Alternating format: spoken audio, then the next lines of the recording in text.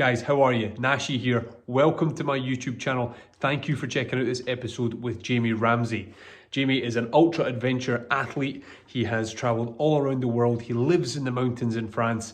I met him at the Kendal Mountain Festival back in November. We didn't have a chance to catch up then, but we've kept in touch and we got it done. I hope you really enjoy this one. It's an interesting one. Kick off the new year, my 240th show. It's an exciting time for the Get After It podcast. Start of 2023, there is a lot going on.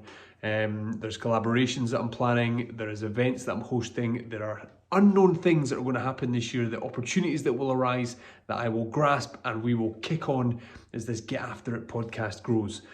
For me, as always, thank you for the support of the podcast, for the Get After It, for my family, the Get After It family, and also you'll just see a clip in a second for the dads and dudes. Give us a follow, guys, join the groups, get involved in the community, and keep listening to the podcast. I appreciate all the responses, the reviews.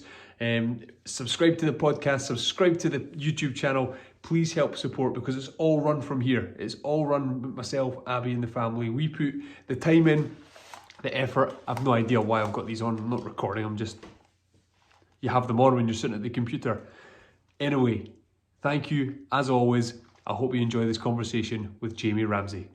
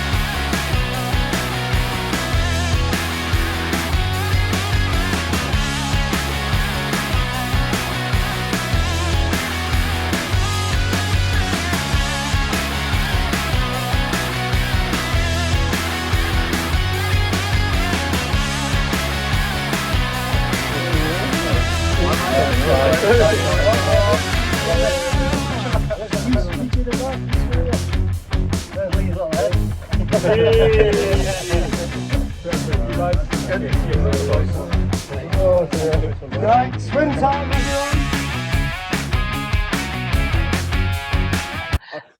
Human powered around the world. Yeah. To clarify. Yeah, I know, because obviously rugby is your big thing. I used to play rugby for Haddington. I'm thinking, I'm just trying to do the ages and things like that. Did we ever sort of play first 15 level, second 15 back in the day? Would we have crossed paths? Maybe. Who knows? If I'd made it to the first or the second 15, we might have played. Is that right? Okay. I'm very much a thirds. Yeah. Enjoyed the thirds. Good. And what position were you? Were you a runner back then? Were you fast, or what position were you? Yeah, I was a winger. You're a winger, so running's always been part of the ammunition. I started as hooker, then went to flanker, then went to left wing. Is that right? So you often get people going forward to the front row. So you went back. You got out of there. You got out of the. Everyone grew. Okay. Everyone grew, and I stayed at 5'9", and everyone just went. I was like out to the safety of the wing. Also, where's home now? I know you do sort of. Well, is the Pyrenees or what? Where's home? I am about an hour north of the Pyrenees. Right. Okay. And how? I can't afford to live in the Pyrenees, okay, but I can afford to live where I can see them. The reason I live down here is I couldn't afford to live in the UK. It's really too expensive. Especially like when you make a choice to do what I do, you don't get paid very much. So I had a choice, and you can't get a mortgage because, adventurer doesn't come up on the list of professions that they like. So I saw the flat in London and came down, and this is where I could afford to buy somewhere outright. And then that takes away a massive kind of drive to need to make money, so you can focus more on actually doing what you want to do and do that well, rather than being purely money orientated. So I think I know what answer's coming here, but your life obviously changed, took a massive left turn and completely got out of that corporate world, and the story's there for people to read and hear. But have you ever looked back? Have you ever thought, oh geez, because like you say there, you can't be in the UK, you're away from family, you've had to make this commitment to stay abroad and to stay where is affordable? Have you ever looked back and thought, what have I done? And never, not once. And luckily, my parents actually live not far from where I am, so I have got family here, but the rest of the family is spread out.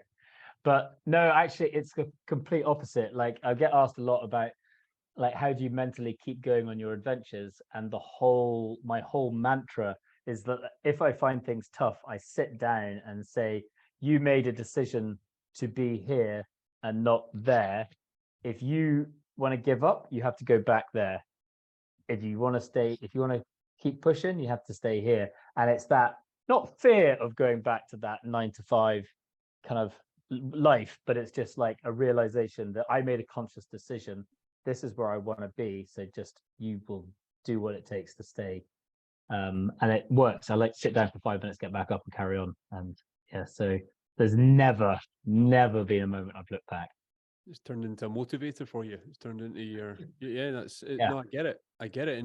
And obviously a massive left turn, because where were you in London, in the just corporate world, the corporate machine? What were you doing? Yeah, I did that whole kind of journey that quite a lot of people who I speak to do, is like you kind of go to school, you don't really know what you're doing, so you go to university, you study something you don't really want to study, and then you end up following everyone to London, and then you just end up in a job, and then you get caught up in this rat race of like following promotions and pay rises, bang, bang, bang, and then one day you wake up and go like, I don't want to. This is not the world I want to be in.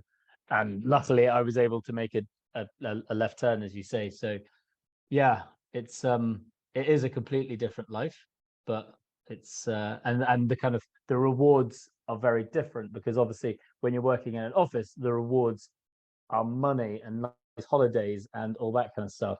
And my rewards are freedom and being able to see more of my family and that kind of stuff. So it's just a different way of looking at life. I'd say when I look at what you do and listen to podcasts, and I caught a bit of it when you were on stage at Kendal with everyone. God, that we'll get to Kendal and the base camp and how crazy that is. That was an amazing weekend. But you've got, I assume you've got time. You have time to, you don't have a boss that's on your shoulder. You don't have a deadline that's got to be in for there. You don't have, correct me if I'm wrong, but time is something I think so many. And when you look at myself, school, 3 kids are in the next room. I'm here, I'm in the house, the mortgage, it's here, you see it. But separately, I get to do things like this and go to festivals and podcast, and sort of found a little avenue for me to kind of break away a wee bit, kind of take my family on these wee adventures and get out of what is the rat race.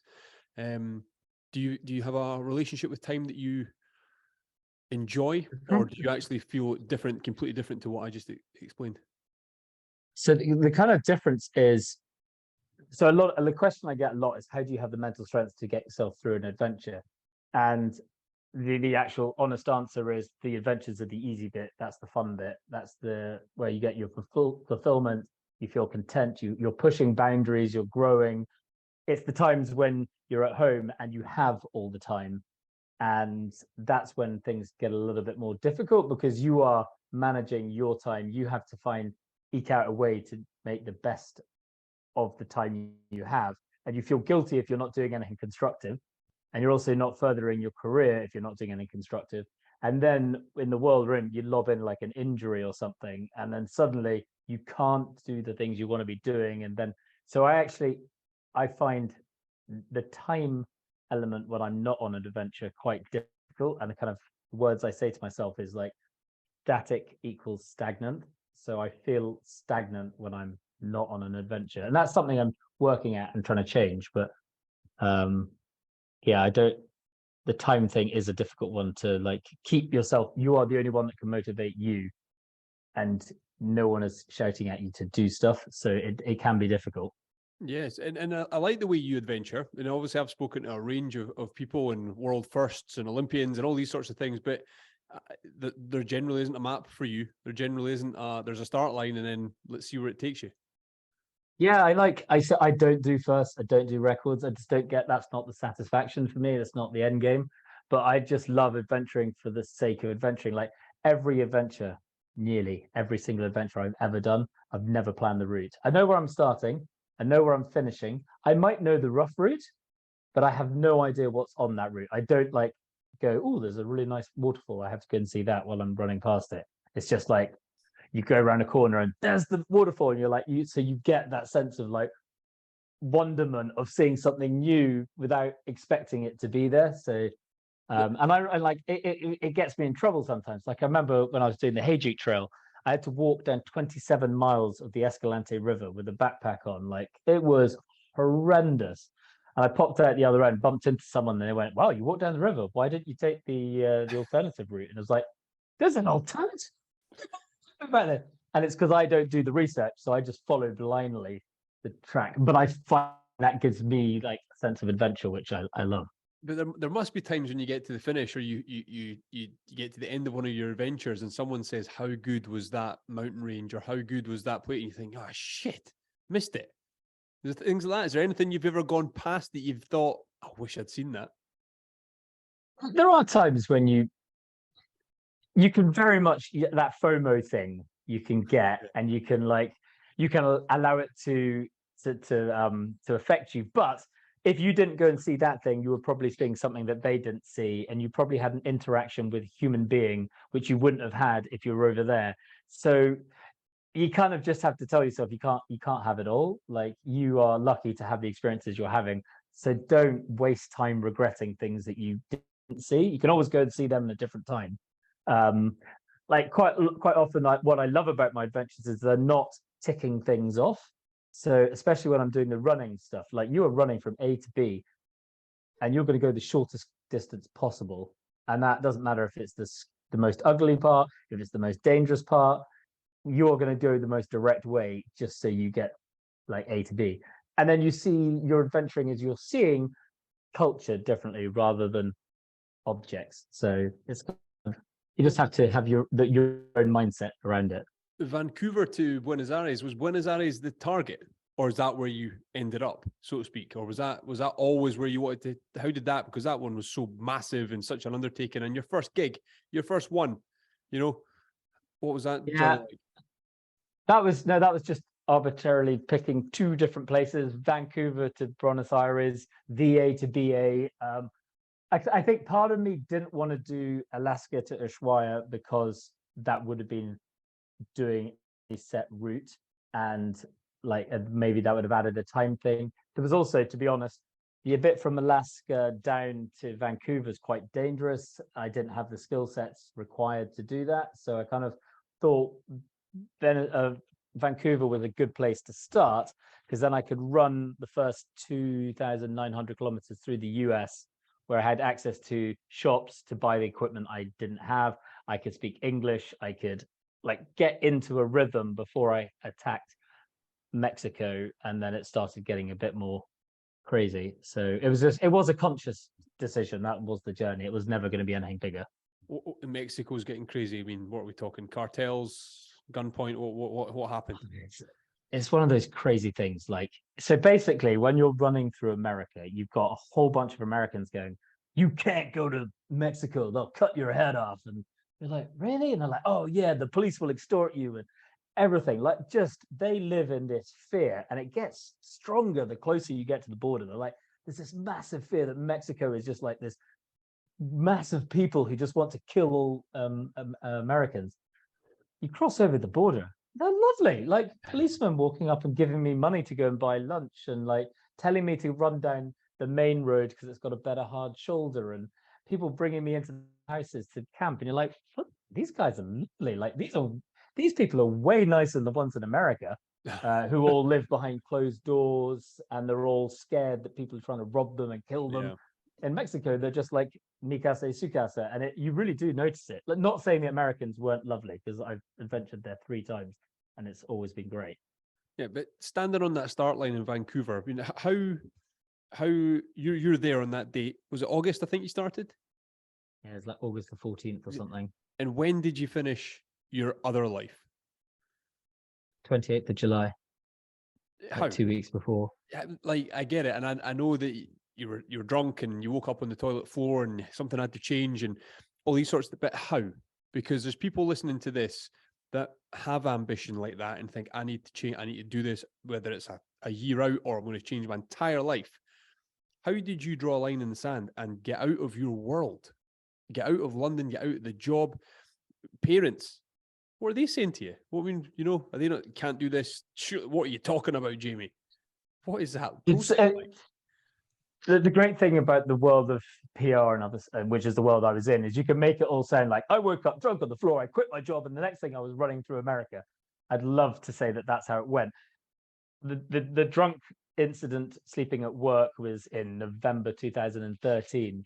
I then spent the next 2-3 months thinking I need to get out of this environment and coming up with the idea and like speaking to friends and saying, this is what I'm going to do. What do you think? And getting the kind of positive affirmation from those people to give you the kind of confidence to take the next step. I then wanted to do a dramatic quit the job.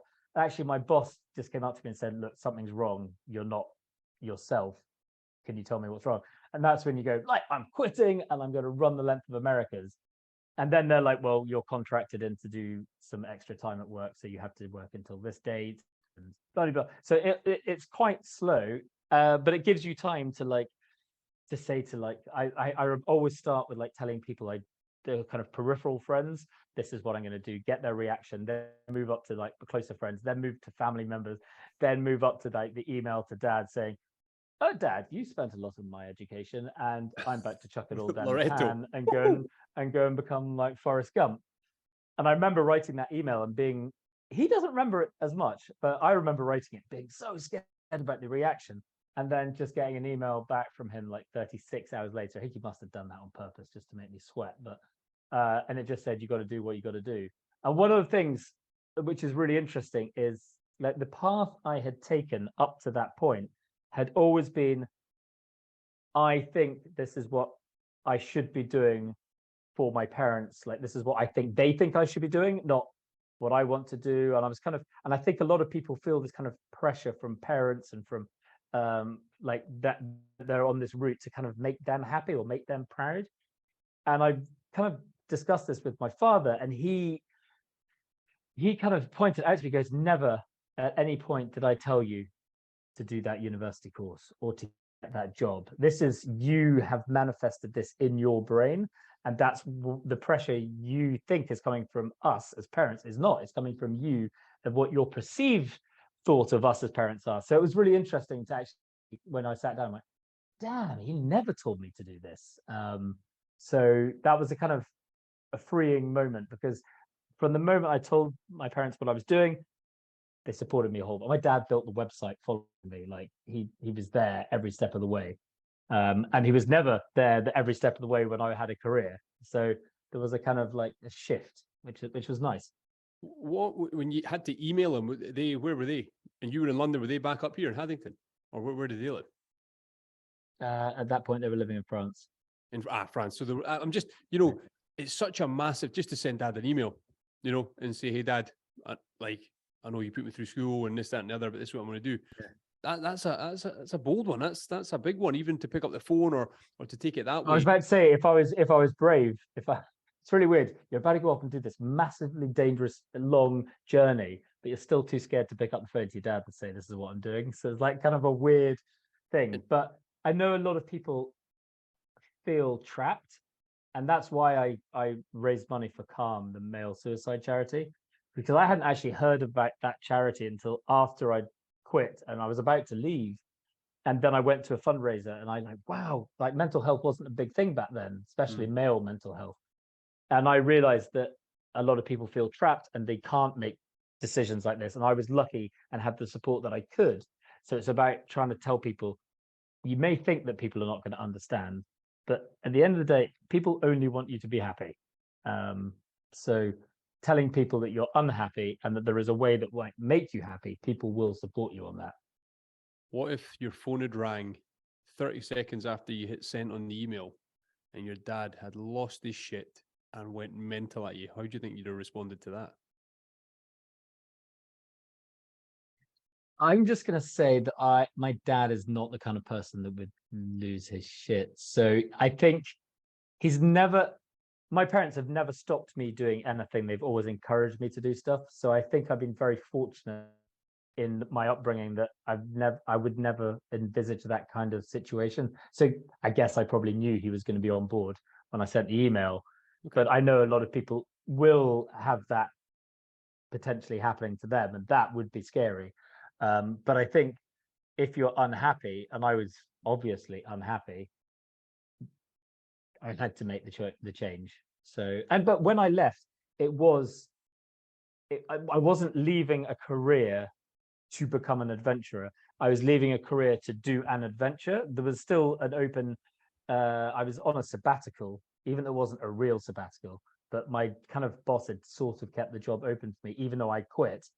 So I guess there was always a door back in, slightly ajar, but I was never my intention to go back. So I kind of maybe had a kind of safety blanket without really thinking about it, but sort of. When did you confirm? Was it during Vancouver to Buenos Aires that I'm not going back? When did you think? I never confirmed. When I left that job, I was never going back. But even not into that job, but even just into corporate life.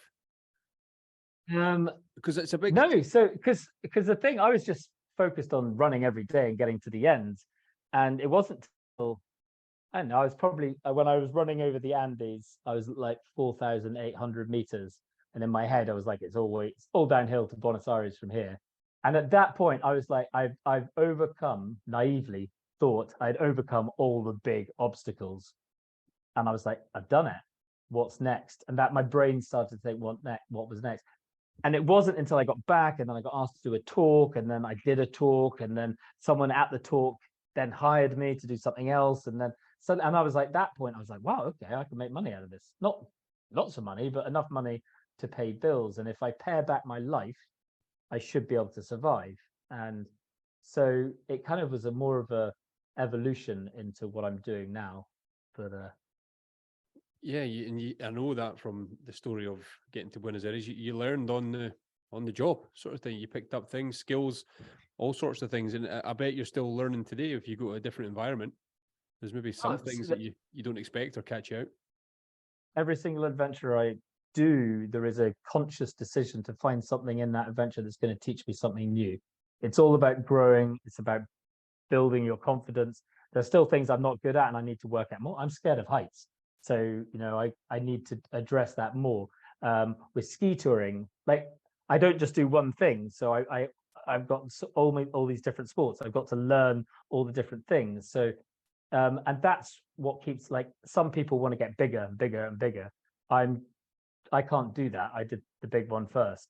So the way I look at it is, what am I going to learn about it? And I think I learned that on the adventure, because one of my biggest lessons was when I started, there was a whole bunch of people saying, you can't do this because of X, Y, and Z. And that was like crossing the Atacama Desert, running over the Andes at nearly 5,000 meters, pushing a 50-kilo stroller. They're like, it's not possible. So I took on the mindset of, okay, so on day one, I managed to get to the end. It wasn't perfect, but I did it. If I just repeat that every single day, bearing in mind that I have to cross the Atacama Desert, I have to cross the mountain ranges, what skills do I need to do that, which will be in 10 months, 11, 12 months time? Spend every single day up to that point trying to learn the skills that will allow you to conquer those obstacles, and that you could just take to life. And it's the same, but it's the same in jobs. Like, I find a bit weird being an adventurer. Everyone's like, oh my God, you have to learn this and do that. It's like, yeah, everyone does when they go to work. Like, if we put stats on people going to the office every day, like, you're going to spend 27 hours a week in a train getting to this job, and you're going to sit down, and like, you can make it sound dramatic. So I sometimes feel a bit like, as an adventurer, we get a bit easy. You touched on there, and I think it's the theme throughout this is people telling you can't. That is enough to put people back into their job, to cancel their resignation, to take the lease back out on their property, because so many people have said, you can't do that. Do you see that as did you see that as motivation? Did you see that as small-mindedness in the person that's saying you can't? How? Because if someone was standing straight in front of you back then, or if you're speaking to somebody that comes to you and says, Jamie, I need to change my life here. I need to, but mum and dad are saying I can't. So-and-so says I can't. I've got this commitment. I've got the car. I've got, how, you must get asked that question, because so many people want to do it, but don't because of other influence. I think you have to look at the person who's telling you it and come up with like, so if you're trying to do something and someone very experienced in that thing tells you you can't do it, then they've probably got a point. If it's someone telling you, which is more often the case, if someone telling you you can't do that, it's because they don't think they can do that. So because they don't think they can do that, they're going to then put that back onto you because they don't want you to succeed in something that they don't think they can succeed at. So as soon as you learn that actually most of the time people telling you can't do something is because they're too scared to do it, then you just have to ask yourself the question, do I back myself? And if you back yourself, then you go for it. And once you've backed yourself once, you get a little bit of trust in your kind of self-belief, and then you back yourself again. And it's all about just learning how to back yourself and just being very kind of conscious about what you're saying you're going to do, and have you thought it all through? And if you have, then press the green button and go. Mate, I know it's something though that it must put so many people off that are sitting or even listening to this as they drive to work. And it takes courage. It takes courage to change your life. It does take courage. And I think sometimes in the adventure world, we're guilty. Some people are guilty. Not so much now, but maybe when we were younger, you'd watch these adventure people. And adventure people back then were like these big people who would stand up on stage or do a TV show, and they say, this cost a lot of money. This took a lot of training. This took, there's so many obstacles in the way. This is why I can do it and you can't. And there was like a bit of a culture of that. But I think that's changing. And I think people are now becoming more kind of like trying to encourage people into making changes and trying to be there to support people making those changes. So, but it's a difficult thing to overcome. And like, unless you are lucky to have something to fall back on, that makes the decision easier. If you feel that you've got something to fall back on, if you've got a degree, or if you've got some savings, or you've got, or you just like me, just try not to think about failure. Yeah, there's that, but also we touch on, a time in our lives, COVID, that's changed a lot of people's perspective. Have I got my life together, my shit together? You see a lot of people, the home working situation gives them more time with their kids, their family, their training sessions. They can get out more with the dog. We've gone through a period there. Where were you? Where were you locked down? I was in my house in France. Actually, bizarrely, just before COVID, I used to live in a camper van. I used to live in a Mazda Bongo, which was when I got back from running the Americas, I was with my ex-girlfriend, and that broke down. And I was like, wait, why do I need to get a house? I've got a camper van. So I lived in the camper van and just drove around, and it was great. But I got to the point where I was like, what happens if I get injured, or I need somewhere to put all my kit? So I bought a house, and then suddenly COVID happened, which was fortuitous for me. But I loved first lockdown, and I hated second lockdown. Like first lockdown, I was the most driven. I was training 3 times a day. I loved it, and I'm used to being by myself. And then second lockdown came, and I was like, this sucks. Why? What changed? Why you didn't go straight into training mode and crazy Jamie mode? What happened? I think because I was so in 2020, I was meant to be cycling from London to Tokyo for the Olympics, with Whole Earth, which was one of the sponsors, and it was great. I was going to like cycle there. Apparently, I was going to do a talk to the athletes, and it was going to be amazing. And then COVID kind of took that away, and suddenly I didn't have an adventure to do. And then so I kind of you're training, but then you're told you're not allowed to go anywhere. And like I still did little things. I cycled to Chamonix and back. Like I cycled to Chamonix to go for a trail run with a friend, and then cycle back again. How far is that? It was 1,900 kilometers round trip. As you do. Yeah, so I just bike packed that. That was good fun. And I had little things like that. But I guess because the big adventure had been taken away from me, I kind of lost a little bit of the motivation, like lots of people did. Luckily, 2021, I got to cycle 10,000 kilometers around the UK instead of cycling to Tokyo. That was just not an option. So it was a big adventure I could then get my teeth into and do that.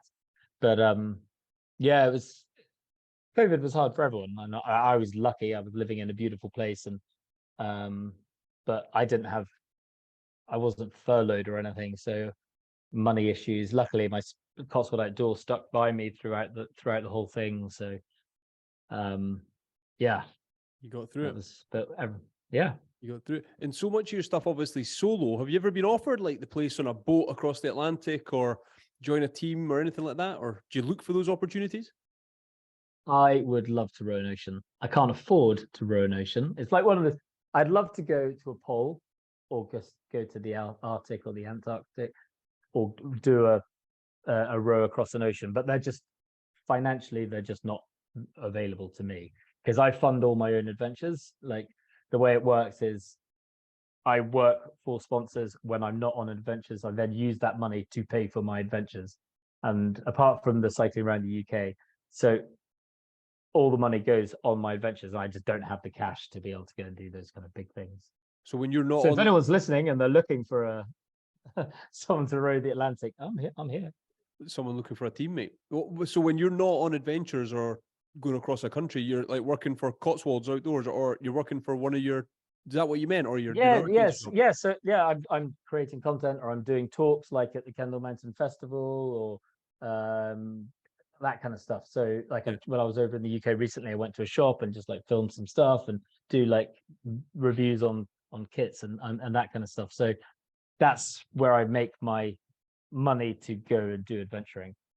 That's quite an experience, Kendal. That was my first time, and I took the whole family down, 3 kids, and Abby was there.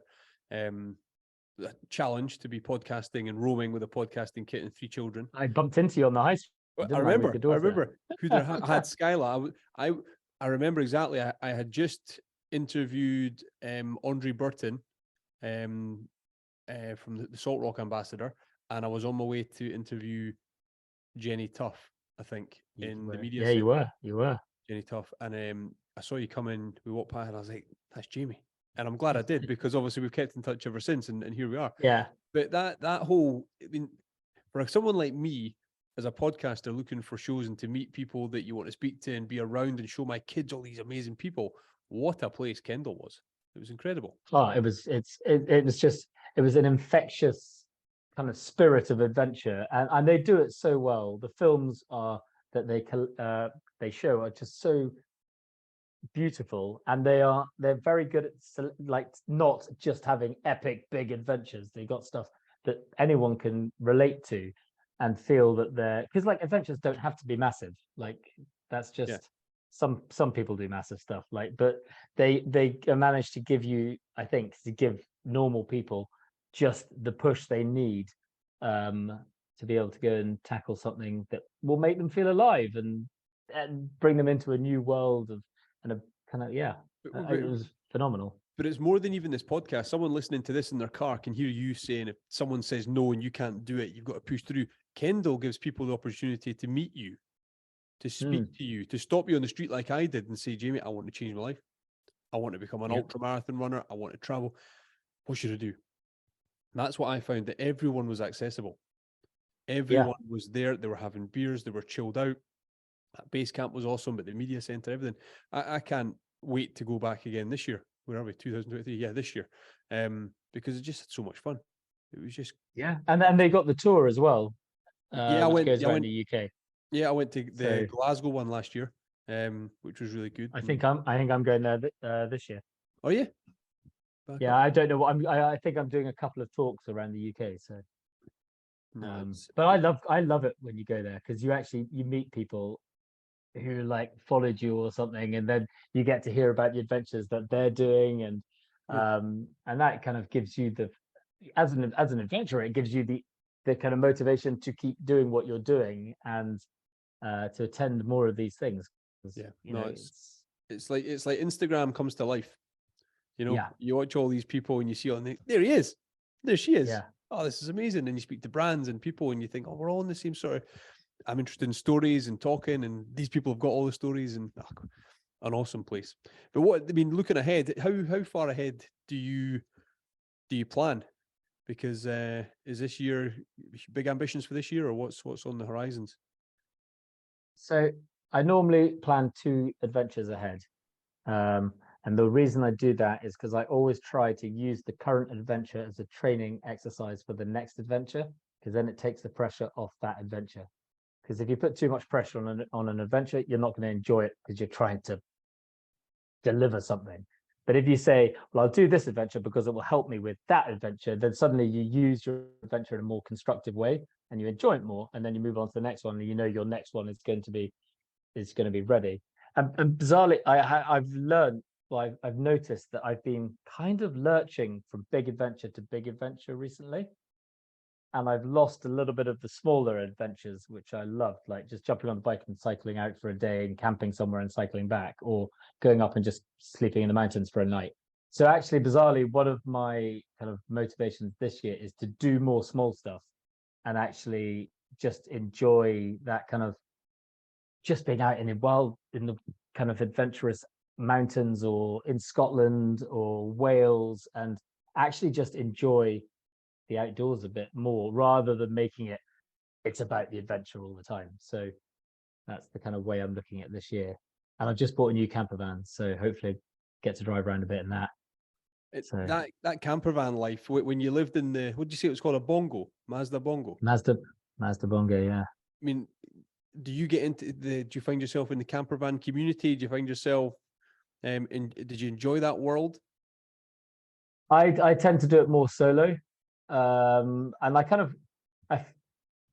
watch all these people on Instagram, like van life. Yeah. And especially some of the kind of established adventure people. It's like, yeah, brilliant. You've got a £60,000 camper van. That's just, one can live up to that. Like, you have to have a lot of money to be able to chuck that money into a camper van, unless you're given it. So I like to keep it real. So I got a 1995 Ford Transit Heimer, which I think cost £7,200. It can go top speed about 70 kilometers an hour. But it's awesome. And I think it's more real to be driving around in one of them. It's actually like, I've spoken to some worldly famous adventurers. They don't talk to me as openly as you have. That you say, I cannot do that. I can't cross the Atlantic. I can't afford it. Everything here and that. You've just told me the price of your van. It is hugely refreshing to hear the way you talk about your adventures and the way you run your life. Because I've never heard that. People have never been like that and is open and honest about, this is hard. If you target something, you've got to save the money up. You've got to go it. Like I'm just a normal person. So like, I have the exact same fears, the exact same problems, worries that everyone else does. And it doesn't serve me anything to try and put myself on a pedestal and say that I'm different. So, and what is, I work with Cotswold Outdoor as one of their ambassadors. Like, my job is to get people out doing adventuring and not feel excluded from this world, but feel invited into it. And then how do they come in responsibly to look after the world, like the countryside? Like, how do you camp? What kit do you buy? How do you recycle your stuff? How do you kind of repair your kit and make it last longer? That's my job. So I've got to just be honest and real, and that's who I feel comfortable being. So you could have come on here and fabricated everything. Life is good. You don't get into the travel, don't get into the fundraising, don't get into the anything. You could easily tell your story that way, but you don't. So, mate, fair play to you. I really do appreciate that, and I think a lot of people get a lot from that, because it tells everybody that it's possible. It's possible. Now, me, slightly different. 3 kids through there, people depending on me. That is the route I've taken. But what is possible in my life, what you do, makes me think, like, well, maybe something can be done. Maybe something is possible, and I have to take my family with you. But that's what I'm doing already. You know, so I've spoken to runners, gone, God, I wish I could do, like when I did the Scottish Isles, I wish I could have done that. It's like, well, why can't you? It's like, I've got a wife and a kid. It's like, so you hire a camper van, your wife and kid comes with you as your support team, and they get to see you do something incredible. And then, like, you're inspiring your child, and you're going on a holiday, and like, there are ways of doing it. I'm not saying it's the most ideal way. It may not be the way you want to do it, but it's still a way of doing it. Yeah, there'll be some people that actually want that time to get away from the wife and kids. not having a wife or kids, I can't. You know, go on I'm not going to second guess what that's like. No, Abby, I'll listen to this. I was only joking. Only joking. No, but it's mate, you do make things sound possible, but I'm not undermining anything you've done, because it's an incredible hit list that you've ticked off. No, but every single thing I've done it from, like, I was watching videos the other day, and like I see all the people I look up to, like Sean Conway, who is a lovely dude, love Sean, and Mark Beaumont, and all these people. But when they do adventures, everything's matching and everything's amazing. Like, I'm looking at my stuff going, I'm wearing like different brands. I'm like got my water bottles. Like when I did running the Americas, I started because I didn't have enough money to finish. I was running in my marathon trainers, so lightweight Addy Zeros. Wrong. And then I got plantar fasciitis after 4 days. I set fire to a park on the first day. Like, I have so many adventures. I've made such stupid mistakes, but it serves no purpose in hiding those mistakes. Like, because then you want people to realize that they can make mistakes and it's just part of the journey. How did you set fire to a park? Because so this is, again, shows how stupid I was, but I ill prepared. So I bought, rather than like something small like a jet boil to take on running the Americas, I took a Trangia, like the big metal thing.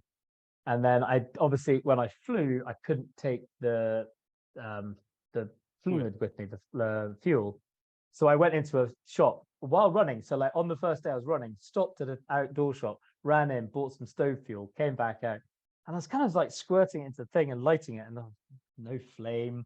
So I like just sprayed the bottle. Then it just went everywhere, and then everything went on fire. And then I was sitting there with my flip-flop. Why I had flip-flops, I don't know, but hitting the flip-flop. Then the flip-flop went on fire. And I was sitting there next to my tent trying to cook pasta with fire everywhere. And then suddenly these two people pop out from like the other side of my tent, like saying, have you ever heard of hellfire? And I'm like, what? This is like day one of my adventure. And I'm like, luckily the fire had just gone out. And it was two Jehovah's Witnesses trying to tell me about whatever hellfire is. Oh, jeez. And then they very kindly went off and got me water. They gave me $20. And I was just like, yeah, I completely screwed this up. I'm sitting there eating al dente pasta with like nothing on it because I just screwed up cooking. But I went to bed with a smile on my face and thought, yeah, I just have to nail this 600 more times and I'll be done. So see, when we think of like going across Utah and the Andes and the wildlife, you ever been threatened by any wildlife or anything caught you off guard? I'd love to give you some amazing story about bravery here, but there's only 2 times, I think, with wildlife. One, when I was running the Americas, I was in California somewhere. I was in a like horrible little campsite, like a kind of a free campsite, but and there's a whole bunch of people around. And I went over to speak to some people, and they were like, "Is that your tent?" And I was like, "Yeah." And then they were like, "You got some raccoons," and there were raccoons just raiding my food bag because I didn't know about boxes that you had to put the stuff in. The whole night I had raccoons just running at my tent, just hitting the tent. Got no sleep, and I was like, I had to run 50k tomorrow. And the other time was cycling across Australia, South Australia, coming into a town, cycling along, minding my own business, probably going like 20 kilometers an hour, and then suddenly something hits me on the back of the head, and I'm like, what the hell was that? So I stop, I can't work, and then something hits me on the head again. I'm like, what? And I look up, and it's these birds that are protecting their nests, and they dive bomb cyclists, and they hit you on the top of the head. And I was like, how is this the thing? I want bears or tigers or something. Yeah. And I've got some like blackbird dive bombing me in South Australia. So birds and raccoons, but that's hey, it. they're stories. They're stories. Yeah. You've got a life's worth of stories already. We shot over, so you're going to do smaller adventures this year. And have you got festivals that you're going to appear at throughout the year? Do you think? I am doing a big adventure. Like I've got an adventure which haven't quite talked about yet, but I've got a 750 kilometer run booked in for June, which will be solo and self-supported. That's going to be pretty gnarly, and that's training for another event which I've got in January. So that's the kind of big focus. Like I started off as a runner, and I've done cycling, mountaineering, wilderness hiking, trekking with camels, blah blah blah blah. And I've kind of lost the love of running, and I want to get that back because that's where I feel happiest. So this year is kind of running and hiking probably. Do you ever look at the sort of the triath swimming? What about swimming? I love swimming. I did a 10K swim before I started adventuring, and I've done a half Ironman. Okay. Um, Yeah. it's just, you know, when I did a half Ironman, I was sitting there on a 600 quid bike, which I commuted to work every day. And I think one of the my warm up triathlon, only one of the gears worked. And then when I couldn't afford to get it fixed. So I was, you know, you're getting overtaken by these people who are on £6,000 bikes. You're like, this is just not fair. I know I'm going to overtake you when we get to the running bit, but like, this is not fair. So I tend to steer away from that. I'd love to do the Kintrocket challenge though. What's that? What's that? I've not heard of that one. What's the? I think it's a Lochte. Oh, right. I It's think up here. my brother-in-law did it. And you kind of like, I think you swim across a lake, you climb 6 rows, you cycle around the lake, and you kayak, and then I think you finish by chopping a melon with a sword or something. Sounds really fun. You do it in teams. I, So I quite like to do that. I was with Sean Conway last year when he's going to start the 101 Ironmans. Oh yeah. So he launched that on my show. I went down to his house and we recorded the podcast in his cabin. He's some guy. Did he make you have a shower in his outdoor shower? No, he didn't. But I was in his cold whiskey barrel. I was in that. Oh, did you? Yeah. I was in When that. when I cycled around the UK, I went and said hi to him. I stayed the night with him, and he was like, "Do you want to share?" And I was like, "Yeah." And he goes, "Oh, I just go out to the garden," and I was like, "No, he just chucked me a towel." And I was just standing in his garden, like, this guy's like one of my heroes, and I'm about to have a shower just naked in his garden, and his kid was running around. I was like, "Is there any chance your kid could stay inside?" He's such a nice person. I love Sean so much. He's brilliant. He's a top bloke. Yeah, and I went down. Obviously, it was a shame that he got injured, but I think he's just going through the training and he's going to try it again. And it's what I like about it. He's such a fan of the Iron Cowboy. He's such a fan of James Lawrence, and I've had James Lawrence on this show, and I've talked about when he did the 50-50-50 and everything that he's achieved. And you know, these guys, when you get to Sean, he's just a dad, but he is able to do incredible things. And again, he's one of these people who he admits his failures. Yeah. And he talks about them and he shares them. And now I used to look at adventurers who inspired me and it'd be like what they had done. Now that I'm in the world of adventuring, albeit a lot lower level than these guys, I look at the people like Mark Beaumont and Sean and just with an understanding of the amount of work they put into every single part of their life. So being a husband, being a father, being an adventurer, being an influencer, being someone who helps people, like they put 100% into each one of that. And it's that work ethic that is what inspires me as opposed to whatever they do. And that's what I want to try and emulate more in my life and take it from those guys. Mark's a mate, and it was at his 40th birthday last week or something. I can just back that up. The kindness he has shown me from when he came on my show years ago now.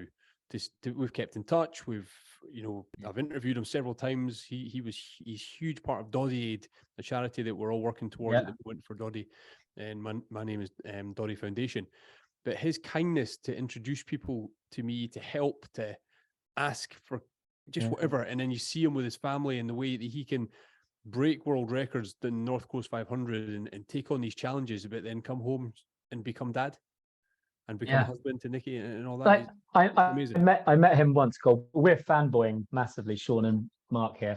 Hope they're listening. I'll speak. I might see Mark tomorrow. He's a mate, and he knows every time I see him, I'm like, thanks for that intro, and what a guy.